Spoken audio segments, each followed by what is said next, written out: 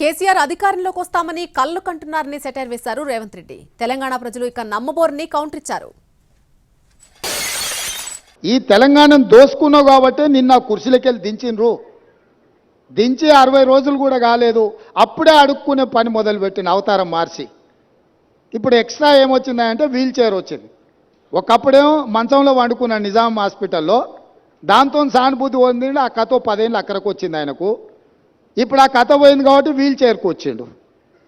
నల్గొండకు పోగలిగినోనివి ఇక పక్కలో ఉన్న కూతవేటి దూరంలో ఉన్న శాసనసభకు రాలేవా? ఎందుకు వస్తలేవు? బండారం బయటపడుతుందనా?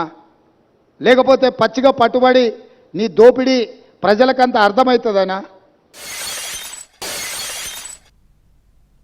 అసెంబ్లీ సమావేశాలు ముగిశాక తాము కూడా మేడిగడ్డ వెళ్తామన్న కేసీఆర్ వ్యాఖ్యలకు కౌంటర్ ఇచ్చారు సీఎం రేవంత్ రెడ్డి. మేడిగడ్డకు కాదు కాశీకి వెళ్లాలంటూ కౌంటర్ ఇచ్చారు.